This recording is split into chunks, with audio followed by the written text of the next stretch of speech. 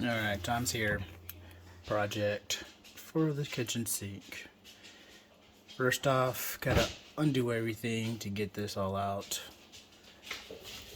All these little couplers, righty-tighty, lefty-loosey. Be careful. Don't strip them out, then you have to buy some new ones. Okay, get all this all the way up until this little trap right here. That's the only one we're gonna leave on, still attached. Gotta remove the garbage disposal. Garbage disposal is actually very easy. See this push right here? Rotate that.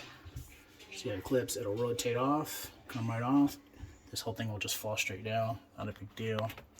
Get these worm gears, flathead on the back side.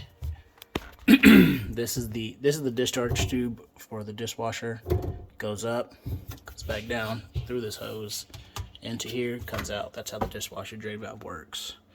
Get the drain out, or the sink.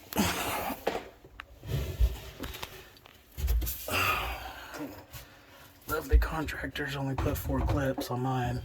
Yours is probably the same. Each one of these clips, Phillips head on there, on there. You can see that other one back there. Oh, got 5. Excuse me. And then the sink will come out. Let me get disassembling everything, and also import it. Disconnect your garbage disposal. So this is all water. You don't want to electrocute yourself. And oh wow, surprisingly, I don't have the push-pull valves. I have the standard. You just turn them to open them and close them. Oh, look at that PEX. Okay. All right, stand by. Forgot to mention, get a bowl, towel, because water is going to come out some of this stuff. But I want to show you this real quick. Check out what the contractors did. All right. Instead of chopping it off right here and having a small elbow, this is just ridiculous. But it'd take extra work, but it's not their home. Just keep that in mind. This worm gear, instead of using a flathead, I used a socket. This is a 8mm. Just for those of you who never used it, it just rotates and loosens the gear, the worm gear. That's what it looks like on the other side. Be careful, this sucker will cut you. It's cut me many times. So you can either again use a flathead or use a socket. I prefer the socket because it loosens it evenly. But that's to the side. Now these are typically on there pretty good from the compression, so you can either grab it if you have the strength, rotate it, so like how I just did, just rotate it and pull off. If you can't get it like that, another tool you're going to need, you can grab it, bite down, but be careful, don't put too much force on it, you'll rip through the rubber, and just work it back and forth until you break it loose that way. Get this off. It's hard to do all this one-handed. Alright. Dishwasher hose off. The pipe into the drain is off. Dishwasher's unplugged. This son of a gun was tight. Take a hammer and a screwdriver to get this damn clip off. See how that goes? It goes up there and rotates, locks it in place. Real simple. Drops right out. Alright, here's the part that's gonna suck. You just take your Phillips head, or your flathead, excuse me. You use a Phillips too, the screw. Loosen these up. It's gonna release pressure off this collar. It's gonna drop down. Okay, that's not the pain. The pain is to get this entire assembly off. It has this little snap ring.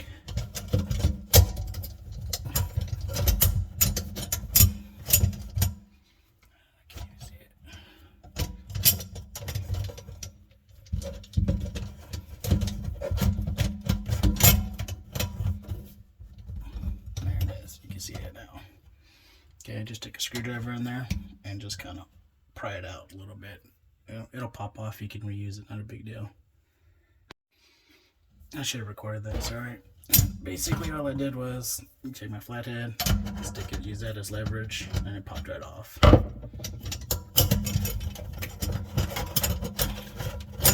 Comes off, everything falls out. If your gasket's in really good shape, you want to reuse that. But this house is only 4 or 5 months old, so it's gonna be good. Take this, pulls right out. All this little crusty stuff, it's plumber's dope, plumber's putty, whatever you want to call it. And not a big deal. Just take it out, clean all this up before you get to put it over your new sink, because you're gonna have to reuse it. Alright, so again, screwdriver, just loosen it up, rotate it, and you can pull it right out. If you're having difficulties with these, because they might be too tight, you pull it to these channels, and it can come right out.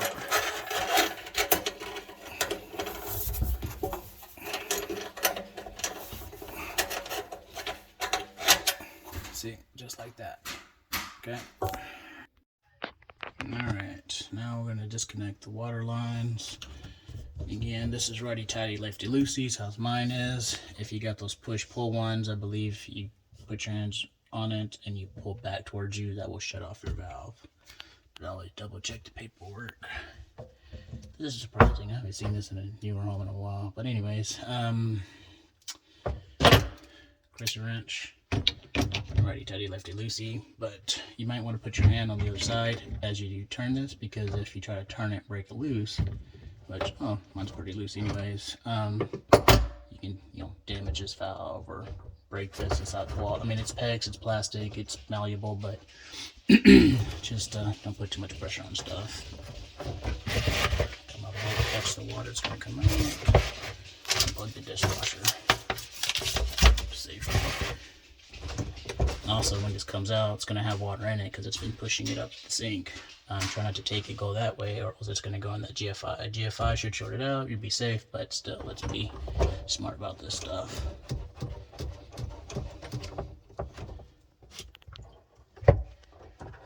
Okay, good. Drop down, do the same thing here. Oh, not too bad at all.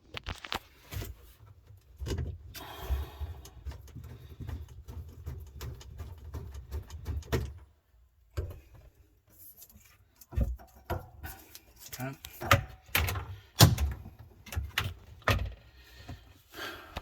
The last thing that's connecting this here is going to be the dishwasher valve. Now, you can, same thing, it's a worm gear. You can disconnect these worm gears and pull that out. What I'm going to do is, hold on, come up here, that off. See, it fell straight through. I haven't jacked nothing. Now this bad boy, well, let's take this out first. Little collar. Use that. Now, it's ready to come out. And of course, not silicone or nothing, just barely on there. But, stand by. Got it set up as far as I could possibly go without having it actually installed. Put on all my clips. These were a pain to put on, but got the fixture installed, tightened, all the hoses, the counterweight installed, the air gap for the dishwasher. Had to buy a whole nother assembly so this would match this, because obviously the builder put chrome, so I wasn't even gonna get into that. This losing battle with the boss lady. So again, get this as far as you possibly can. It's going to help you save time, because if you put this in the hole, then you're underneath installing all this stuff when it's absolutely not necessary. Now I'm going to put silicone around it. I'm going to take that entire assembly, pick it up, turn it upside down, and have the neck part overhanging here. So I can run a bead of caulking or silicone on the sink, and when I set it, it's gonna set. I'm actually gonna do one more thing. I like to run tape along the edges around here, so when the silicone, whenever you set the sink, the silicone comes out. You wait about 15 minutes for the silicone to start setting, you take that tape, you peel it back, excuse me, and it'll leave a nice clean line. I'm not really handy with running my finger down and making it really nice and neat, so. Alright, now we're gonna do the plumber's putty. This actually is marked front. I don't like how that's gonna look with the Moen emblems. I'm actually gonna change it up a little bit. It's not too crucial. Anywho, plumber's putty, use a lot. Make sure all your surfaces are nice, clean, and dry, or so we're not gonna do its job right. I like to push up against this ring and against this collar, because this is gonna be the only thing that's keeping the water from going down under. So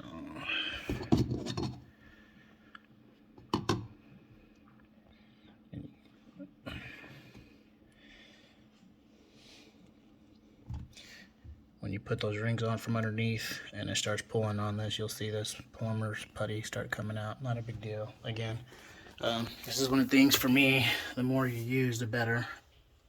So, anywho, let me get this all reassembled, come back. Alright, let's do this. Gasket first. Little collar.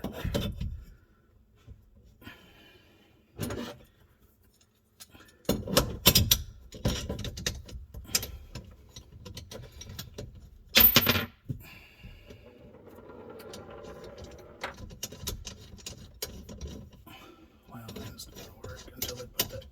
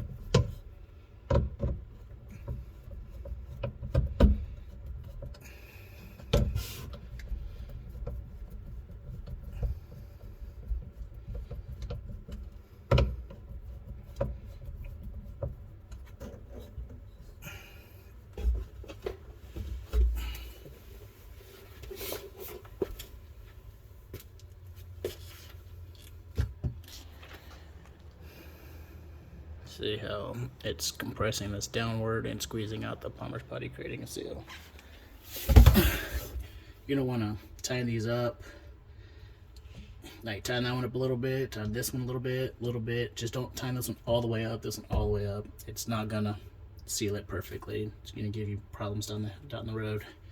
But you can kind of take a look. It's too dark, you won't be able to see it. But anywho, I'll finish this up. I'll come back. Also, forgot we're gonna be doing this too. The clips to mount the sink. So push that down. That's actually a Phillips head. I'll give you a screwdriver. Just keep turning it till it applies pressure, evenly pressure, and do it all the way around your sink. Alright, let me do that. Alright, so we got the sink mounted. So it's siliconed, it's mounted.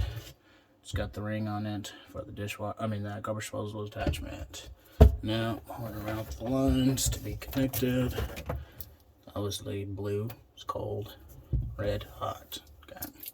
Hopefully you remember which one's which on yours. After that, it's pretty fast and simple.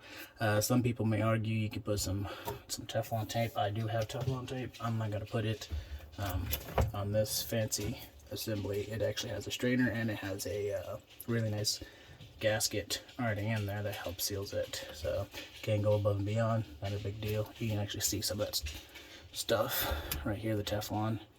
The blue, that's what that is. They also have white Teflon, but it's just an extra added precaution. If yours leak, obviously you have to put some on there, but for my purposes I'm not going to. But let me hook this up. Alright, on the dishwasher.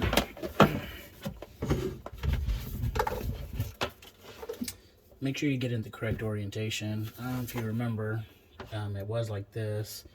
Now it's going to be installed like this because of the way our drain or the way our sink has been moved over.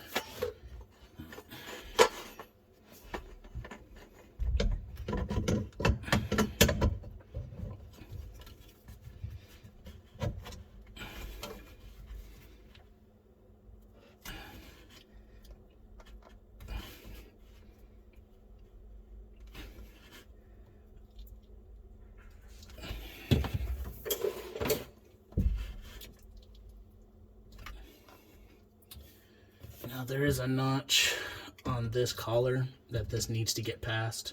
That's whenever you run your garbage disposal, it creates an enormous amount of vibration. If you don't get this past that notch, this ring will vibrate loose over time and then it just falls out and you have a huge mess. Just take my word for it. Been there, done that. I'm gonna have to get the hammer out, so let me get that on there. Alright, well, we're here at this process. Got this on, just use a hammer. I hit the little ear until it comes back. Food for thought. If you buy a new one of these, you replace it, be careful. They have a brand new from the manufacturer, has a plastic, what's called a knockout in here. So I made the mistake in my old home.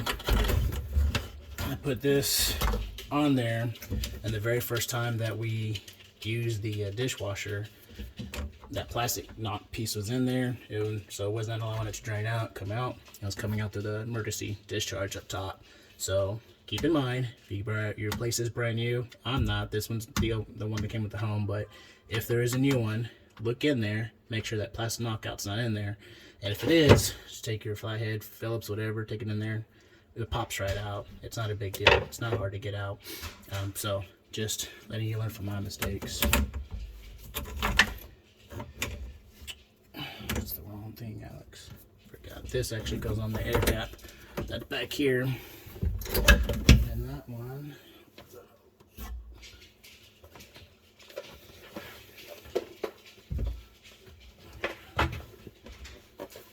What's this one?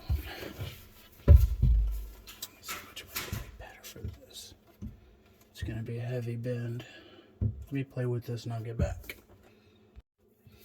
Alright, here's my situation. So if I hook this up in here for the dishwasher discharge, it's going to have a really big bend on it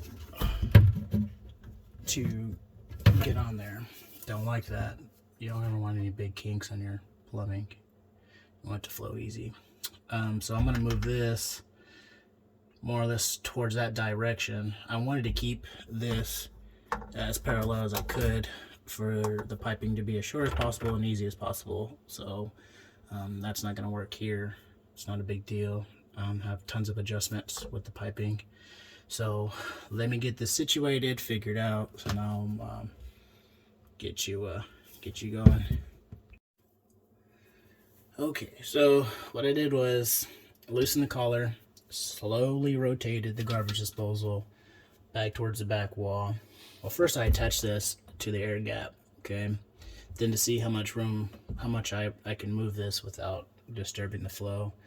It has a mild kink to it. I mean, I can squeeze it and it goes back to its original shape. I'm comfortable with that. if I come back with problems, I'll know where it's at and I can address it then. I'll just have to rotate this entire assembly some more, cut some of this out. But for now, I'm going to retighten this collar. We'll tighten up the worm gear, tighten the collar, and go ahead and begin the S-pipe and S-trap setup. So now basically what I'm going to do, like I said, start reassembling the piping and getting all this stuff where it needs to go. I'm going to start tying up some stuff, leave it loose, and just play with it.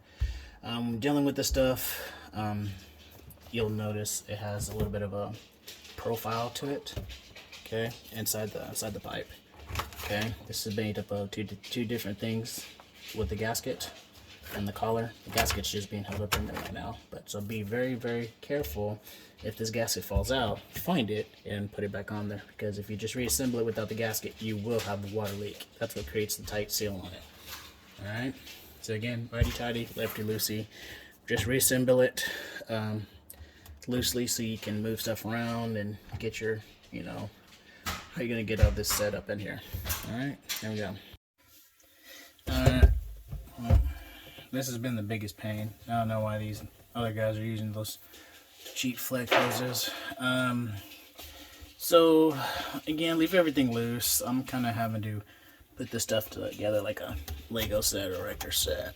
So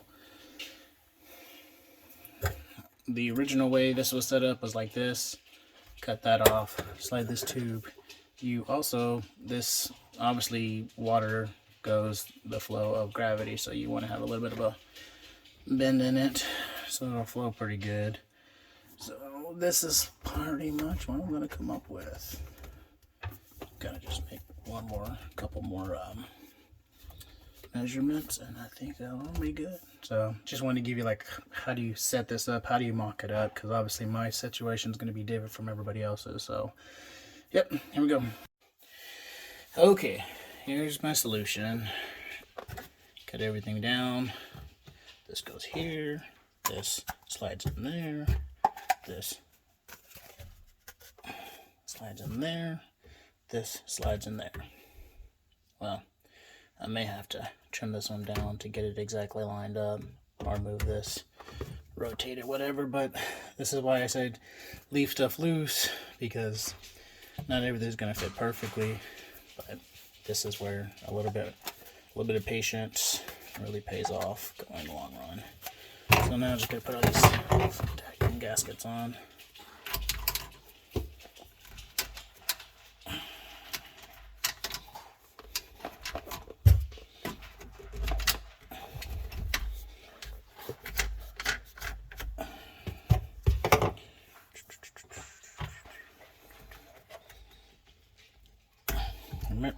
See, I already made a mistake. You're welcome.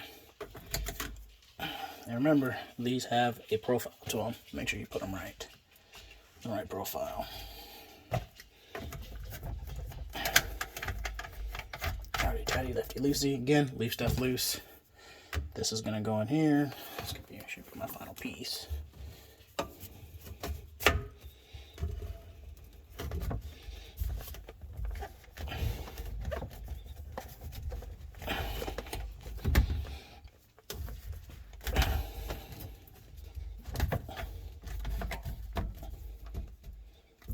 See? You're welcome again. I'm getting ahead of myself here. Use these new ones. Those are way too small.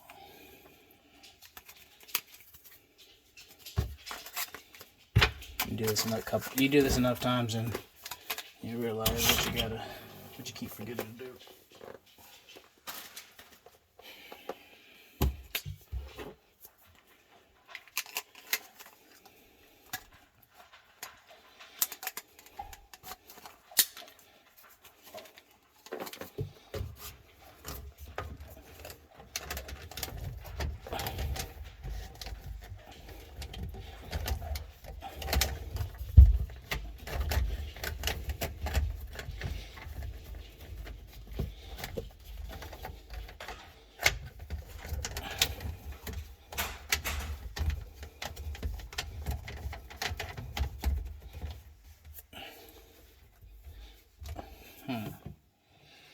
I like that. I think I'm going to go with that. The only thing I'm going to do is adjust all this to get my little bit of slope for that, for the drainage. Because again, the water's going to come down here, it's going to come up a little bit, but you don't want it to have to push. You want it to just kind of have a natural flow. Water rises, comes down, goes through the little S-trap, goes out. So this is pretty much the final step. After I get all this figured out, nice and tight, plug the dishwasher in, garbage disposal, okay, and I'll slowly turn on the water valves.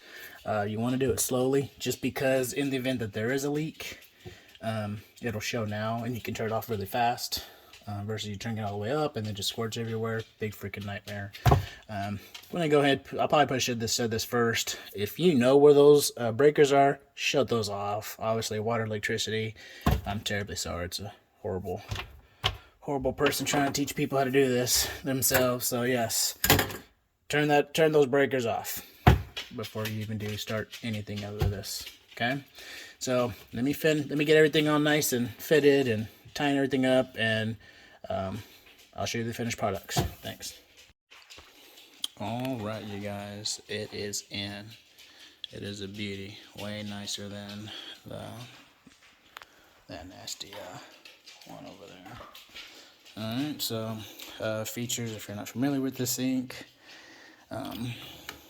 full swivel, pull down, goes back really quick. So this is the air gap emergency discharge for the dishwasher.